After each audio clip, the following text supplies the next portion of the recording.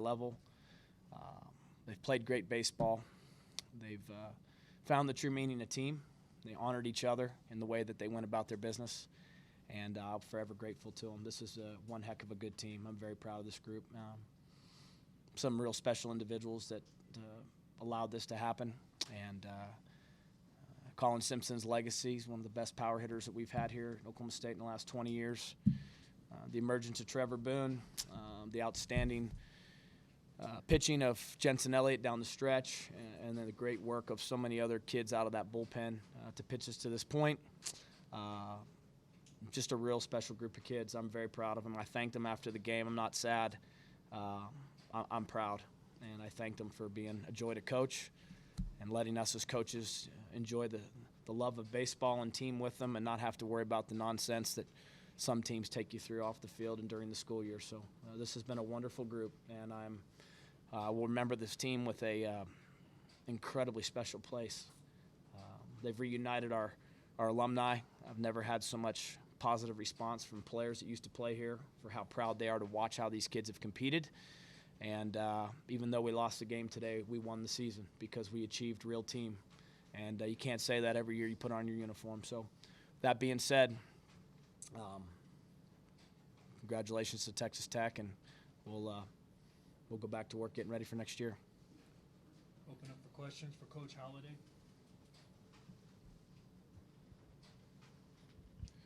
Josh, what was the decision to bring Joe out of the game there in the 8th? We went with the matchups that we felt were in our best matchups, best percentages. Coach, I guess just what were those last two innings like? Sorry about that. Yeah, that light hit me. Yeah, just what were those last two innings like for you, just in terms of back and forth, home runs? Just it seemed like it was just pressure packed. Well, certainly, I think you watched the game. You saw it was every pitch had a lot put into it, whether it was the kid with the bat in the hand or the kid with the ball in the hand. The kids were competing hard. The room for error was very small. There wasn't much of a margin. Any pitch not thrown exactly right, whether it was on their side to us or from us to them, pitches that weren't thrown right where you wanted were barreled, and it was not a good day to be a pitcher if the ball got hit in the air. So, like I said, the room for error at this point in the year, the quality of the kids going head-to-head, the familiarity of the two teams having played now for a 6th time, it's just, like I said, the room for error is very small, and it comes down to an execution piece, and I think because of that, you felt the intensity that you're speaking of. Josh, Houston, as a freshman, he's had a huge weekend. He's had a really good season. Talk about the impact he had in this series and what he can bring to the table moving forward. Well, he played very well. He's a particularly dangerous on this turf where he can play deep into the right center field area. Turf fields allow you to play your second baseman as deep as you'd like. And when he's that far out there, he can really go get the ball and cut off hard-hit grounders. He has a strong arm, and obviously he's going to be an excellent young player. So he played well. Very proud of the way he competed.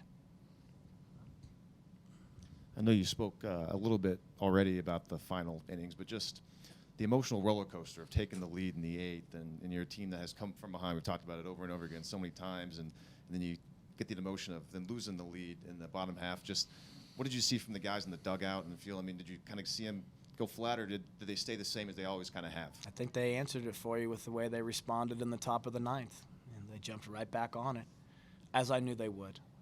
As I told the kids after the game, I hadn't prepared anything to say to them for after the game because I expected to win. And I mean that out of confidence in the young men, not in any other fashion, just because I believe in them.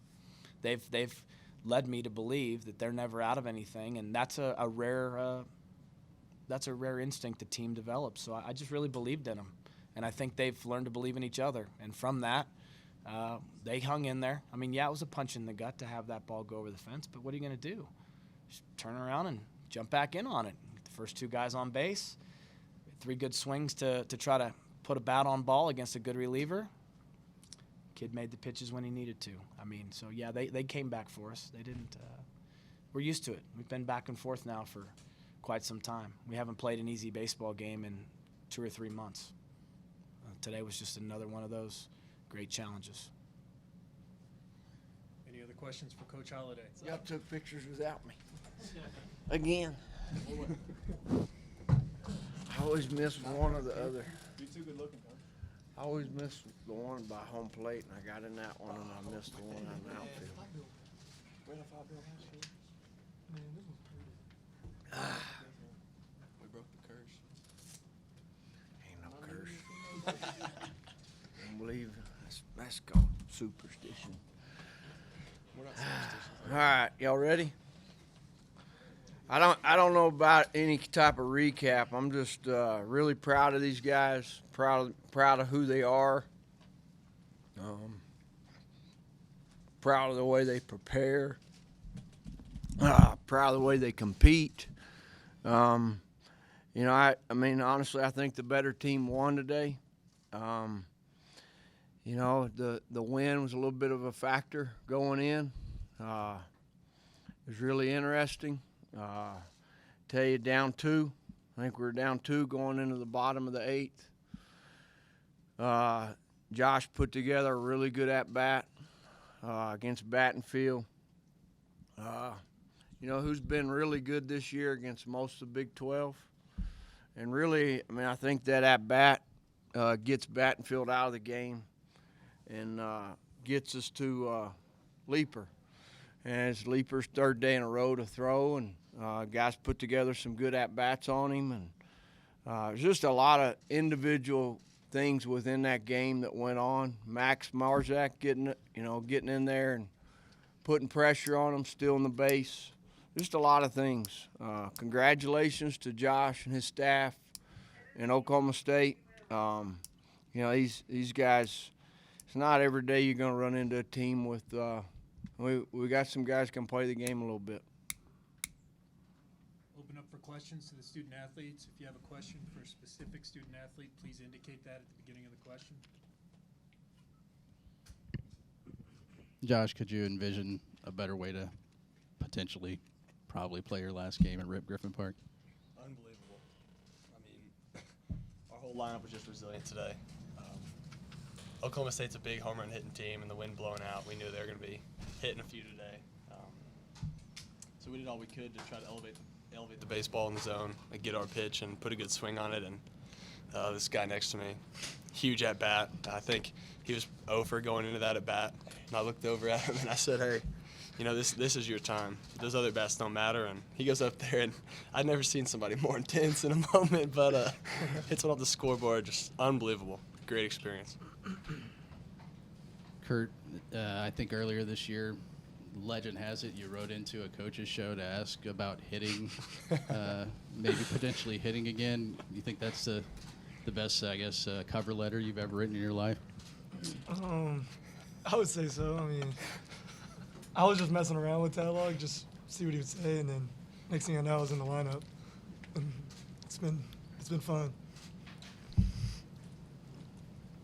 Kurt, was this the biggest home run ever in your baseball career? Yes, sir, no doubt.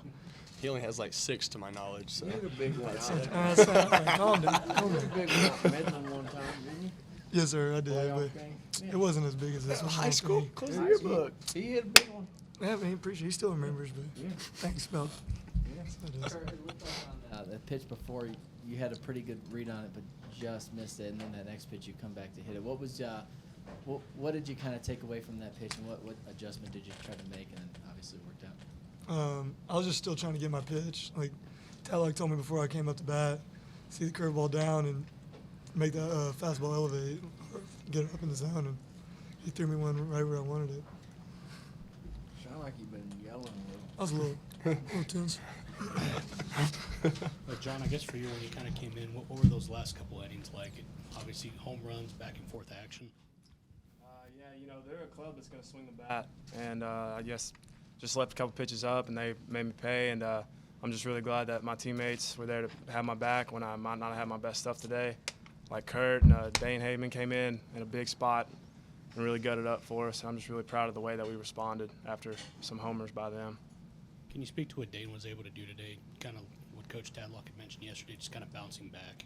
Well, you know, Dane's a guy that, you know, he wants the ball no matter what. And when presented the opportunity, you know, he's always going to go attack it.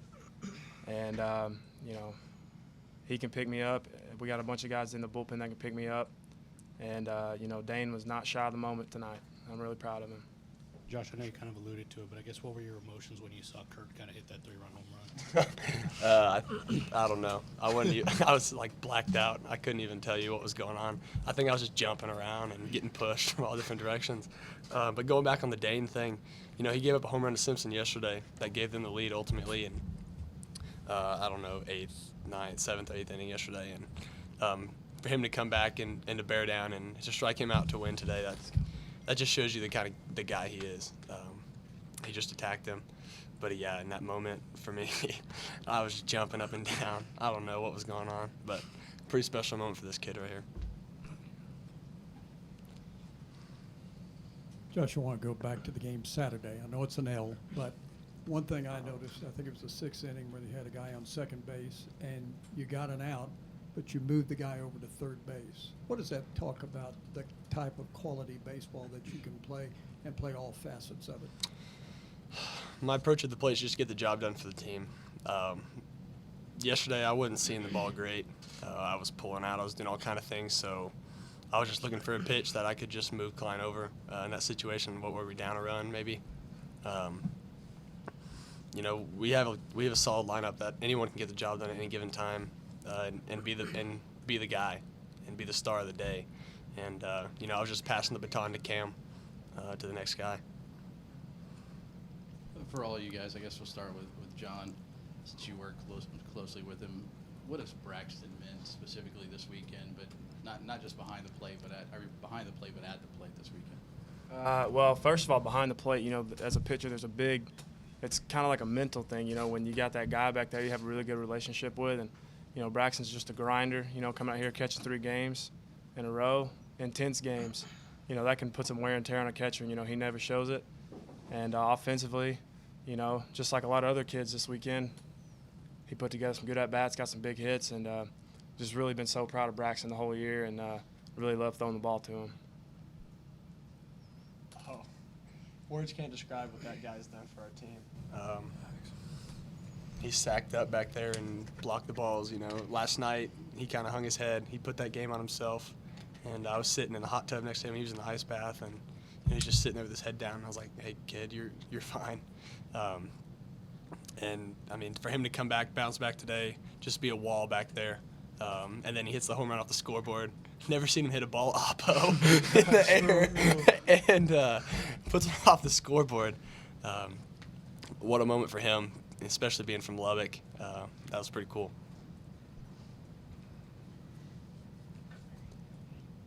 Any more questions for the student athletes? Thank you, gentlemen.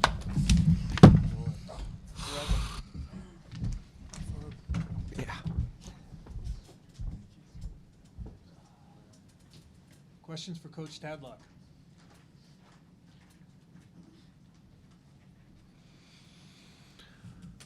Yeah, I'd want to talk to them too. Coach, I know you talked about Max Marshock. Did he have the green light on the 2-1 pitch to steal the base? Because I think he put pressure on their staff. Yeah, Max has green light pretty much the whole time. The numbers added up in the dugout. Man, we were talking to him about running as soon as Cam was going to the plate, and told him what the guy's time to the plate was, and he felt really confident he was going to be able to go and pick the right pitch and be able to get there. I know it's been a disappointing season for him. I've known him a long time, but to come in and still put together the effort that he has, what does that say about a young man like that? Oh, he's got great makeup. He's a team guy. He's working really hard. He's had a really good last couple weeks. You know, and it wouldn't surprise me at all if he pushes somebody between now and next week. He had good at-bats within this last week, and it's not the easiest thing to do, to be over there for 8 or 9 innings and come off the bench and be ready to run. We've had one other guy that could really do it. A guy might play in the big leagues named Zach Davis. You know, both really elite runners, both really confident in what they do. And right now with Gabe being out, you know, Max is right in the thick of things, right in the middle of it, right where he wants to be, competing to play.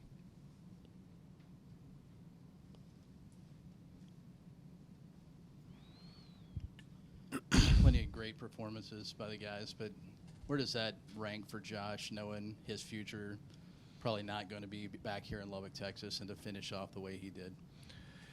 Yeah, we've seen him do that. I mean, I saw him do the same thing in Austin at the end of that series.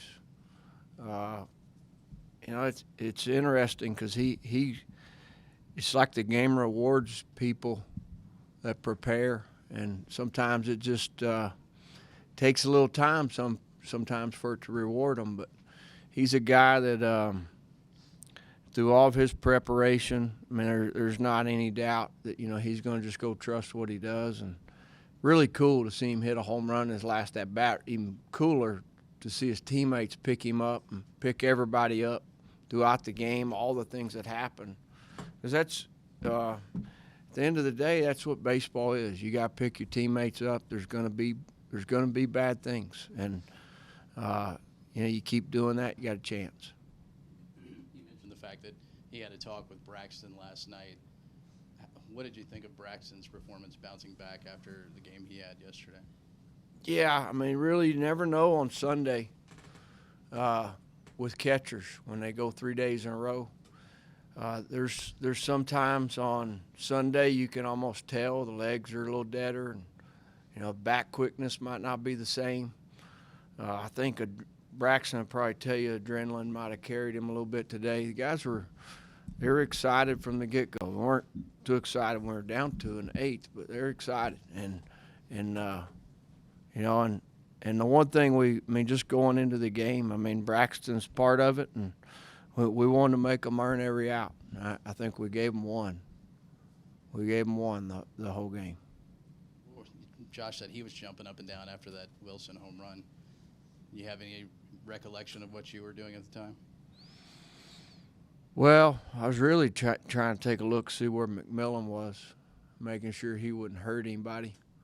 You know, if he got too excited, and wanted to make sure he was staying calm in the dugout. And maybe we should have let him get out there and get right in the middle of it. But, you know, that's you kind of, I mean, at that moment, it's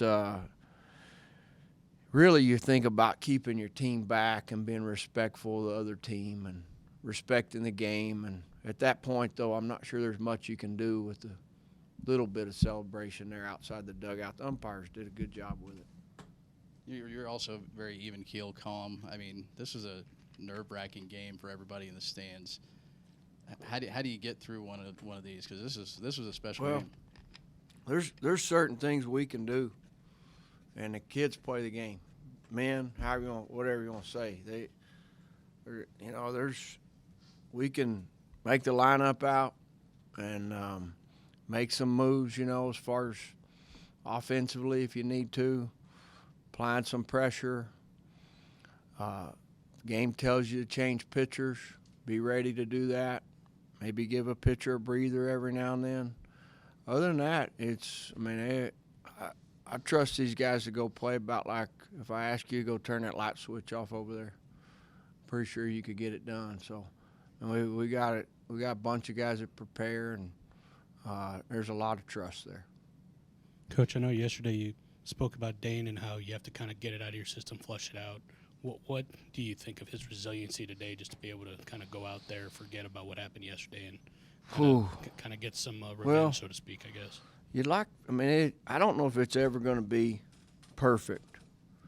He was deep in the count on Merle. He was deep in the count on Funk. I think it was 2-2 on Simpson. He actually probably had a little more intent on him than the other ones. He kind of just, he got through it. And it's one thing that makes him really hard to hit because, he's elevating the ball. He doesn't mean to elevate it all the time, but it's elevated some. And at that point, you're really thinking, your percentages are with, the guy that's on the mound. And, again, you're trusting him to make some pitches, and that might be full count. We kind of know that over there. And so his resiliency, we felt pretty good when he left the locker room last night that he was going to be ready to go today. I know you mentioned yesterday if you or any of your players would have been told you had one game to go to Omaha, sign you up. I guess 61 games later, you got that chance. What do you feel now after you did get that chance? You guys were able to execute. Oh, I don't know if I want to think about what I feel. What I do know is June 26th or 7th, I think you can win the whole thing. We're 5 games away from doing that, and that's a long time. You know, so there's going to be some distractions along the way. But, you know, it's usually play a game, take a day, play another game. And so that's not necessarily what I feel, but that's our plan. We plan on playing. Any more questions for Coach Tadlock? Thank you, Coach. Okay.